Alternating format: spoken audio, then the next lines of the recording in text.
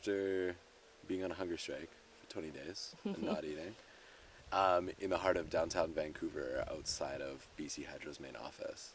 Like, what does it feel like to, like, go down and do the paddle and then come in and land and be able to eat, like, fresh produce grown on the alluvial flats that will be flooded by the dam? Is that, like, does it make it more real or what? Yeah, well, both of those aspects were very challenging. I like to be in the wild. I like to be in the country. I don't do that well in the city right now.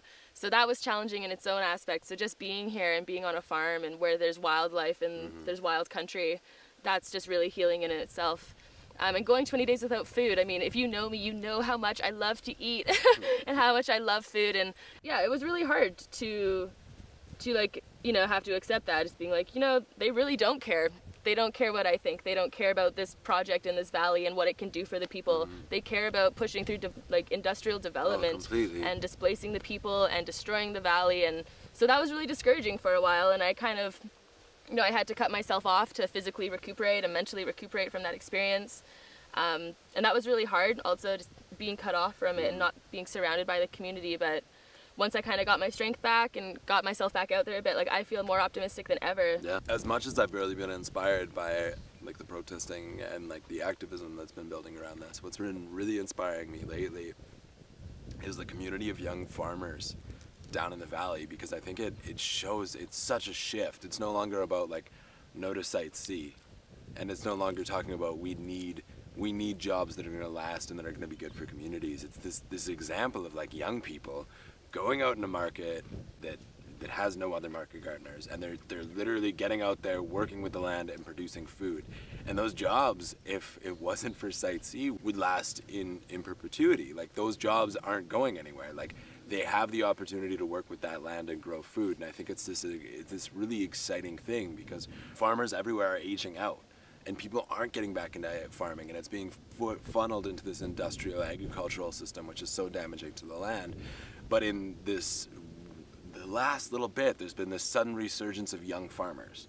And they're, like, eager to, like, you know what, I'm tired of hearing about how messed up the world is. I'm tired of hearing about all of these projects. Like, I just want to go out and I just want to grow food.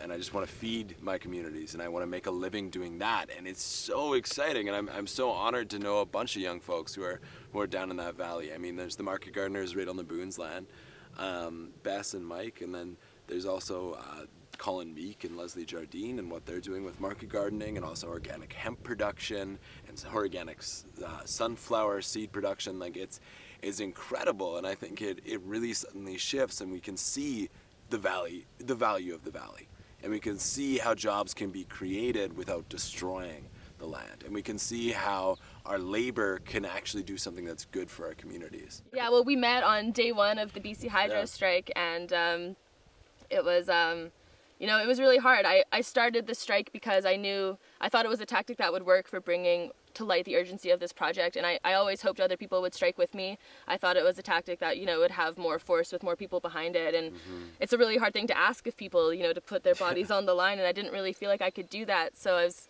kind of continually waiting for people to join me, and you're the only one that did, and it meant the absolute world to me, and I'm, like, forever grateful to you for that, and that's why I'm here helping you in your garden and hanging out with you, because I just forever owe you, because if you hadn't done that, I don't know if I would have had the strength to go as long as I did.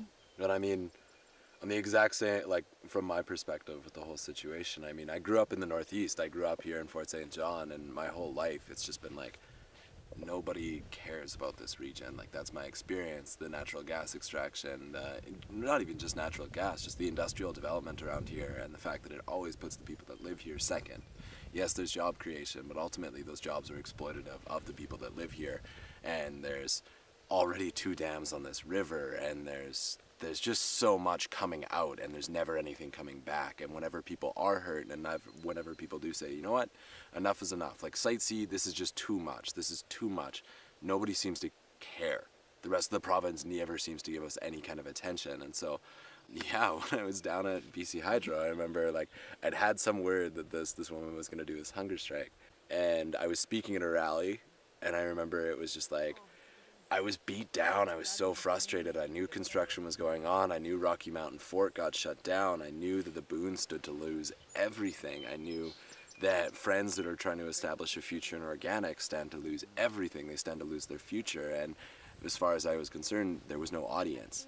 And suddenly you came out and said, like, yeah, I'm camping out here and I'm doing this hunger strike and I'm stopping this project. And someone who had never actually been up here.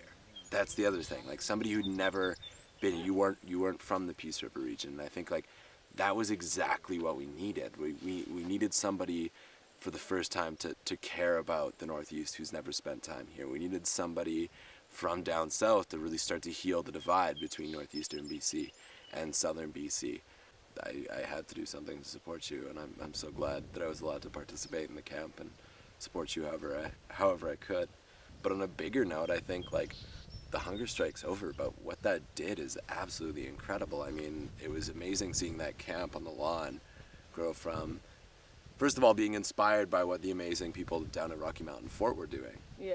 And go for a couple people camped out in the pouring rain and a lot of BC Hydro to suddenly being like, there's 10 people, there's 20 people, and now there's like this movement that's like organized this like their own event down in Vancouver, and there's all these different satellite events, and for the first time people are really being inspired that, like, no, we don't have to wait for somebody to come up that's a clear leader that says, like, oh, follow me, let's stop the dam. Suddenly people are realizing, like, we as British Columbians, we as Canadians, we as human beings who care about the food we eat have the power to stand up and really do something and halt this project. And it's dire and it's down to the wire, and this is when we need to do it. Like, it really marked this watershed moment where suddenly we realized, like, Site C is under construction. Like, $9 billion of British Columbians' money is about to be spent flooding our last chance at food security in the Northeast, our last chance at creating a future that maybe generates some of this energy through renewables and maybe creates long-term jobs. But instead, it's being thrown away to create a bunch of short-term construction jobs while simultaneously throwing away access to land that is extremely important if we start to consider where our food's coming from. I don't know, it was just such a game changer. And I mean, in the same note, just forever grateful for you for making that stand. And it's also been incredible having you up here and being able to show you the Peace River Valley and show you, like, my own connection to it and introduce you to people who are so completely inspired by what you did down there. Yeah, it's been a really powerful, and so you eat food from here. I mean, that's the other thing. You are too good. It's good seeing you eat food from this region, and I think it just speaks so much to what you were willing to do and the power of it.